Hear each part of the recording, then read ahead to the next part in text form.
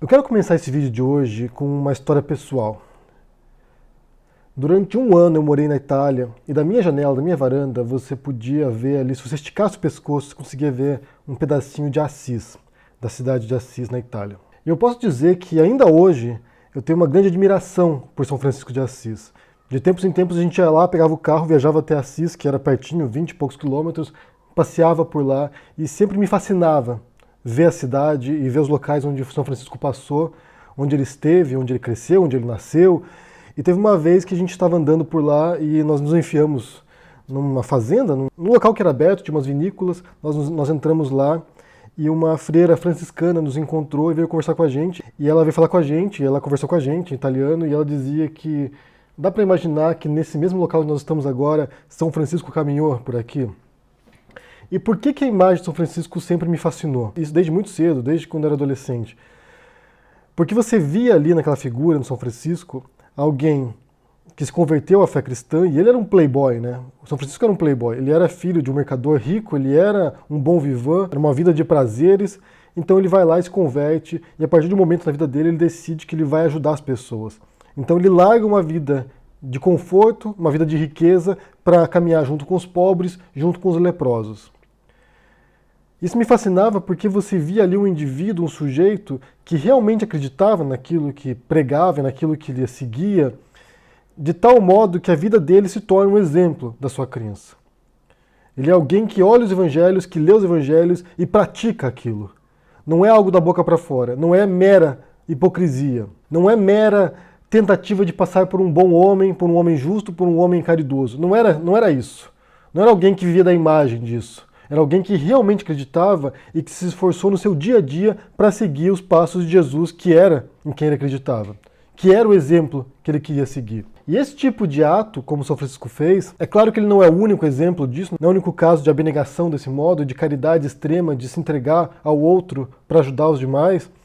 Há outros casos, mas para mim dizia muito, ainda mais porque eu vim de um lar católico, um lar cristão, e diariamente eu via esses mesmos cristãos, às vezes saindo da missa. Você ia na missa, e depois de sair da missa, você via essas mesmas pessoas usando suas máscaras de hipocrisia. Elas saíam da igreja, se confessavam e na porta da igreja já estavam falando mal dos outros. Às vezes até dentro da igreja também, fofocando, conversando no banco da igreja, fofocando. Então você via uma tremenda hipocrisia de pessoas que estavam lá supostamente seguindo um exemplo de alguém, né, de Jesus, seguindo um exemplo de algo que levaria a uma recompensa após a morte, de um reino dos céus, e ao mesmo tempo, diariamente, negando essa mesma crença, agindo de modo que era em desacordo aquilo que elas pregavam. Isso porque minha família nem era muito devota, assim. A gente ia à missa aos domingos, mas não era algo muito assim fanático. Mas você via isso entre fanáticos mesmo, entre pessoas que realmente, sabe, vestiam a camisa, estavam lá puxando o saco do padre diariamente na igreja e mesmo assim são hipócritas. Não vivem de acordo com aquilo que elas dizem viver. E de uns anos para cá, talvez de uns 15 anos para cá, você tem visto uma grande ascensão, uma enorme ascensão das igrejas evangélicas no Brasil. E aqui a gente põe tudo no mesmo balaio porque seguem essas vertentes da reforma, né? de que surgem como uma crítica ao catolicismo, a essa hipocrisia do catolicismo, essa podridão que o catolicismo, durante a Idade Média, por exemplo, exacerbou. Você vê alguns líderes ali se revoltam contra isso e resolvem criar uma igreja reformada, que não repetisse os mesmos vícios, os mesmos erros da igreja católica. E o que acontece, naturalmente, inevitavelmente, na sociedade humana, é que essas mesmas igrejas reformadas, essas mesmas igrejas que vinham na contramão de uma igreja hipócrita, a católica, também começam a se embrenhar nessa hipocrisia, em desacordo entre aquilo que elas dizem seguir e o que elas realmente praticam. Por fim, você tem uma nova leva de igrejas neopentecostais, nas quais você vê um abismo ainda maior entre o que está na Bíblia, por exemplo, e a prática cotidiana delas, aquilo que elas realmente fazem. Isso vai desde os pastores até o seguidor, né, até o fiel mais comum ali nessas igrejas. Então eu, enquanto adolescente, observava essa hipocrisia dos religiosos. E eu não vou limitar isso apenas aos cristãos, não. Você vê essa hipocrisia em diferentes religiões pelo mundo também, em diferentes setores, e não apenas nas religiões também. Só que é uma grande diferença entre você ser um ultracapitalista hipócrita, alguém que, por exemplo, só pensa em dinheiro, só pensa em material, só pensa em bens materiais, só pensa em recompensa material, e você vai lá e e pega o seu dinheiro e investe em algum tipo de campanha humanitária na qual você não acredita, mas que você só faz porque você quer ter uma boa imagem entre a população. Há um grande abismo entre isso, porque essa pessoa, ela é um ultracapitalista, ela só pensa em dinheiro, ela só pensa no material, ela não tem valores éticos transcendentais, ela não vai ir para o céu depois da morte, ela não pensa no reino dos céus, ela não pensa em valores que estão para além dela.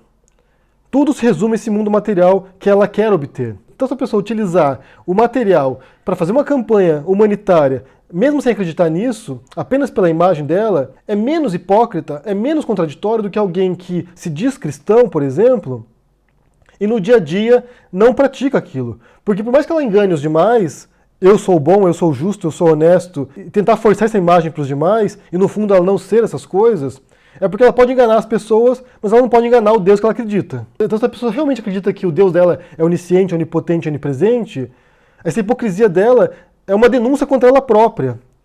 Ela vai se condenar, mesmo ela achando que ela é justa, mesmo ela achando que é honesta, mesmo ela achando que ela é pura e cristã.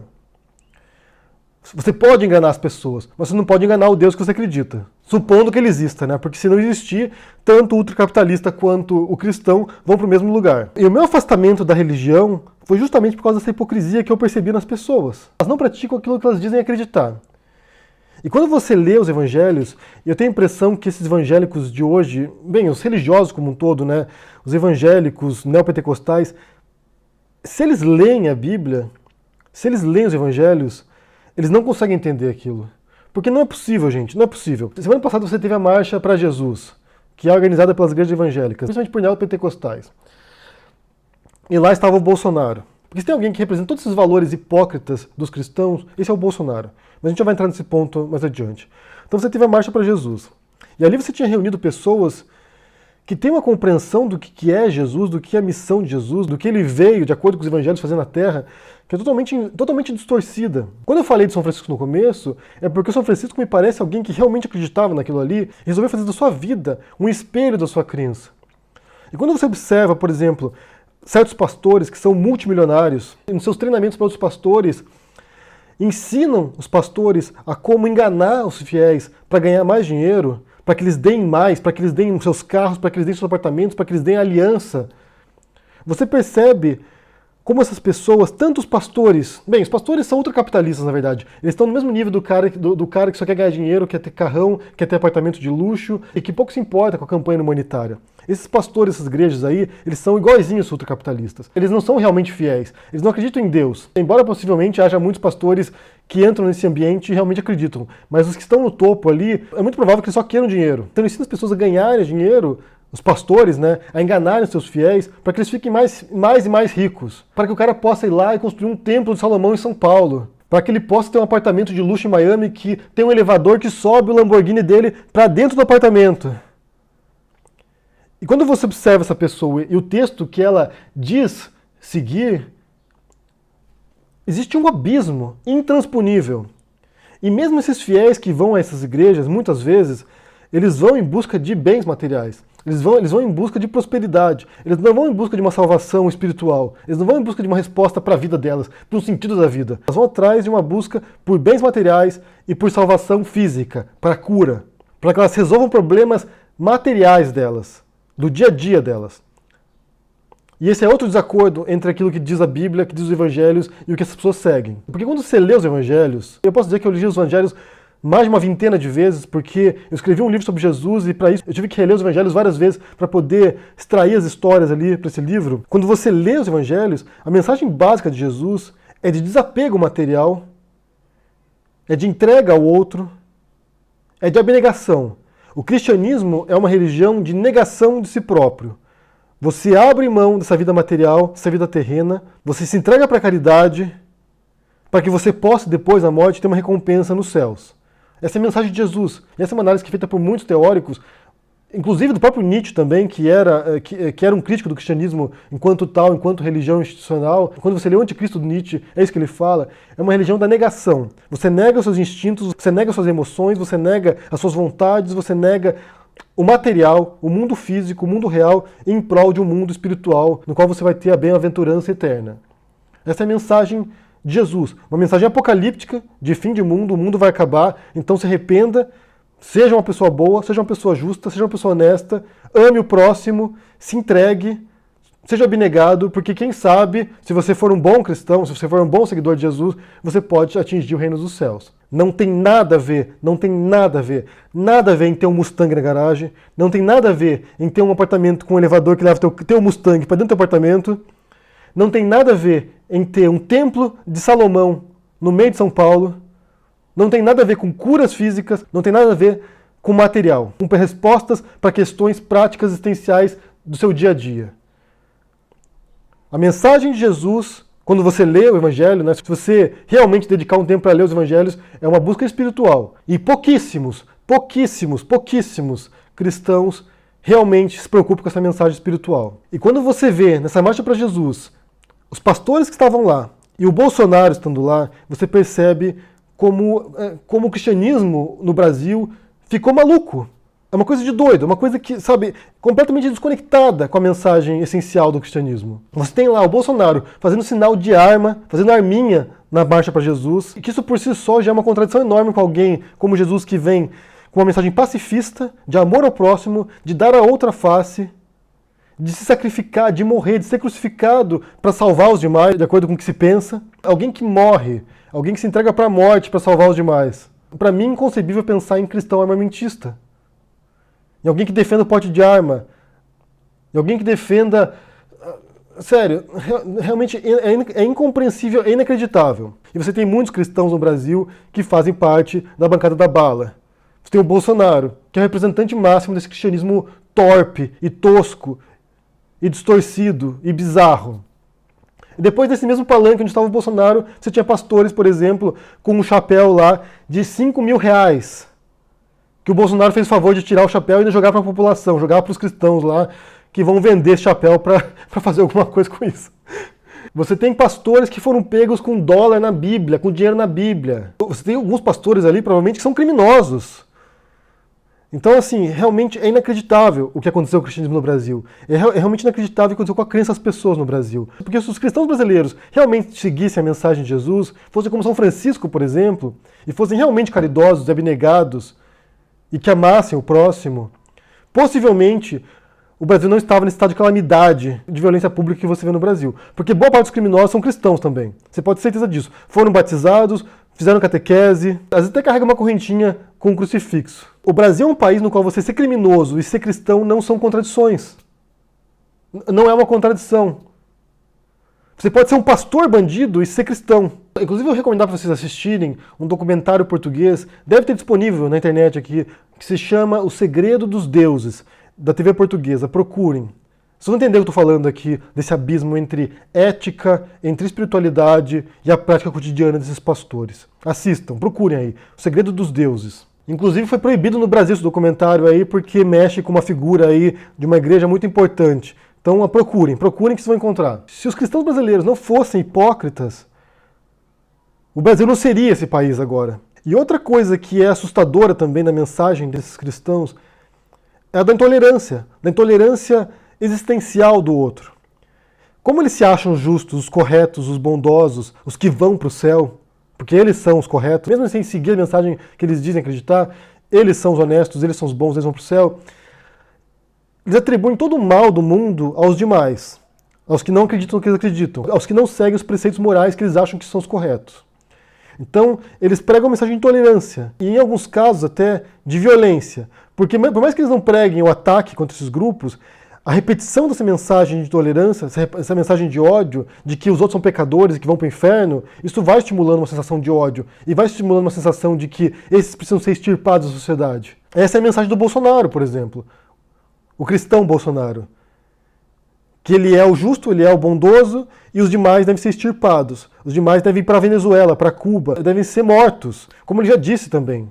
Pessoal, vai mudar, infelizmente, quando um dia nós partimos para uma guerra civil aqui dentro. Né? E fazendo um trabalho que o regime militar não fez. Matamos 30 mil. Começando com o FHC. Não deixar para fora, não. Matando. Se vai morrer alguns inocentes, Tudo bem, tudo quanto é guerra, morre inocente. A minha especialidade é matar, pô. Sou capitão de artilharia. Vamos fuzilar a petralhada aqui do Acre! Acho que essa polícia militar no Brasil tinha que matar mais. Violência se combate com violência. Ou seja, para que aqueles que não fazem parte do grupo dele, dos bondosos, morram, desapareçam, sumam, sejam exterminados. E essa é outra mensagem que vai na contramão do que diz Jesus, que é uma mensagem de aceitação dos demais, de tolerância, de respeito ao outro. Eu sei que vai ter gente que vai falar assim, mas o cristianismo sempre foi assim, sempre foi intolerante, sempre foi perseguindo os demais. Veja lá a Inquisição, veja as Cruzadas. E de fato, durante uma boa história do cristianismo, você tem essa mensagem de perseguição também, inquisitorial, de extermínio dos demais. Você tem isso durante um bom período. Porém não foi sempre assim. Quando você lê o livro A História do Cristianismo, do Paul Johnson, que é um autor conservador, antes que vocês venham dizer que é um esquerdista que tem que ir para a Venezuela, é um autor conservador, e quando você lê o livro dele, que conta a história do cristianismo desde o princípio até o século XX, você observa que durante vários séculos, até o cristianismo se tornar uma religião institucional, oficial do Império Romano, a religião cristã, ela era uma religião que tentava seguir os passos de Jesus. Você observava isso. Uma religião de abnegação, de sacrifício, de caridade, de doação. Inclusive, quando você olha relatos antigos, né, do século I, II, do século III, você observa que os cristãos eles eram muito respeitados porque eles eram caridosos, eram pessoas dóceis, bondosas. Embora elas fossem perseguidas pelo Império Romano, elas eram reconhecidas como pessoas boas, sim, e que praticavam caridade, e que estavam dispostas a morrer por sua fé também. Elas não matavam pela fé, elas morriam pela fé. E agora que você viu, né, do século IV em diante, do século V em diante, é uma inversão disso. E há um capítulo nesse livro do Paul Johnson que fala sobre isso, de perseguidos, de vítimas a inquisidores. Então, quando se torna uma religião institucional, uma religião estatal, aí o cristianismo se torna uma religião de perseguição aos demais. Então inverte a lógica. Em vez de vítima, em vez de sacrifício, em vez de doação de caridade, passa a ser uma religião de perseguição, de violência, de ódio, de segregação dos outros e de valorização dos bens materiais também. Porque os padres na Idade Média eram muito ricos, ostentavam, eram bêbados também. Durante um bom tempo a Igreja Católica teve um patrimônio que era muito mais poderoso do que muitos reis e muitos imperadores. E mais uma vez eu volto a São Francisco. No auge dessa corrupção moral e ética e material da Igreja Católica, você teve alguém que desafiou isso e ousou tentar ser cristão de verdade. E isso é muito raro. Isso era raro na época do São Francisco e é mais raro ainda hoje. Essa marcha para Jesus é uma marcha dos hipócritas. Que as pessoas nessa marcha gritem mito para o Bolsonaro.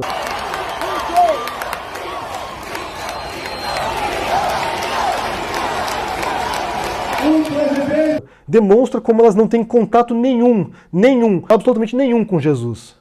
Que elas não sabem o que é Jesus, que elas não leram os evangelhos, que elas não sabem o que elas seguem. O Brasil virou um mundo distorcido, no qual aquilo que é certo virou o que é errado, e vice-versa. Onde ser bom, ser caridoso, é ser fraco. E onde você ser armamentista, onde você instigar o ódio, onde você instigar a intolerância, a homofobia, racismo, é ser cristão. Uma tiração de sarro que se diz por aí que se Jesus voltasse hoje no Brasil, que ele seria crucificado pelos cristãos. E eu não tenho dúvida nenhuma disso. Se Jesus voltasse com a mensagem que ele tem nos evangelhos, que se você parar para ler você vai ver, se ele voltasse para o Brasil com a mensagem que ele tem nos evangelhos, ele seria morto e linchado em segundos. Se ele baixasse numa igreja evangélica neopentecostal, os evangélicos trucidariam Jesus. Porque nenhum desses evangélicos hoje, nenhum desses cristãos brasileiros também, conseguiriam viver de acordo com a Bíblia. Nenhum. Se existir um céu de acordo com o cristianismo, nenhum deles vai para lá também. Porque se tem uma mensagem também que está presente nos evangelhos, é que não basta você dizer as coisas, não basta você pregar, não basta você arrotar em praça pública que você é cristão, que você acredita em Deus. Não basta. Tem que praticar. E as pessoas não praticam isso. E só para concluir aqui, para encerrar isso aqui, o Messias dessas pessoas, Jesus, ele foi torturado pelos romanos, foi torturado, foi espancado, foi açoitado. De acordo com os evangelhos, colocaram na cabeça dele uma coroa de espinhos. Ele foi torturado pelos romanos. E foi crucificado, que era a forma mais brutal para matar alguém no Império Romano. A mais lenta e dolorosa. Que era para servir de exemplo para os demais. Era uma morte lenta, levava dias para alguém morrer na cruz. Jesus foi morto e torturado. E eles têm agora, esses evangélicos aí, têm como exemplo de cristão o mito deles, que eles gritaram nessa marcha para Jesus, Bolsonaro, que é alguém que homenageia torturador e alguém que defende tortura. Pela memória do coronel Carlos Alberto Brilhante Ustra, o pavor de Dilma Rousseff. Eu sou favorável à tortura, tu sabe disso. E o povo é favorável a isso também. Então entendam muito bem o lado que vocês estão da história. Entendam muito bem. Eu quero saber o que vocês pensam sobre essa marcha para Jesus e a presença do Bolsonaro lá, e desses pastores, alguns envolvidos em problemas sérios aí, éticos, e também em alguns casos até criminais. O que você pensa sobre isso e sobre essa hipocrisia dos cristãos brasileiros? Eu sei que você vai falar assim, eu sou cristão, não sou hipócrita, eu sigo a mensagem de Jesus. Pode ser, não sei sua vida particular, pessoal, não sei como você vive no seu dia a dia, não sei se você sai com uma sandália e um cajado pela rua aí pregando para as pessoas, não sei o que você faz. Não sei se você está disposto a ser crucificado por Jesus, não sei, eu realmente não sei. Não sei se você está disposto a realmente viver palavra por palavra que está na Bíblia, não sei, eu não posso julgar. Mas via de regra, boa parte dos cristãos brasileiros do mundo, né? Não apenas do Brasil, eu não quero ser injusto com o brasileiro, não. Boa parte dos cristãos do mundo não são cristãos e não seguem o que está na Bíblia. Isso eu sei, sem dúvida nenhuma. Quero saber o que você pensa sobre isso, deixa no comentário aqui embaixo, deixa o joinha, assina o canal, ajuda no apoio e a gente se vê por aí. Abraço e até mais. Tchau.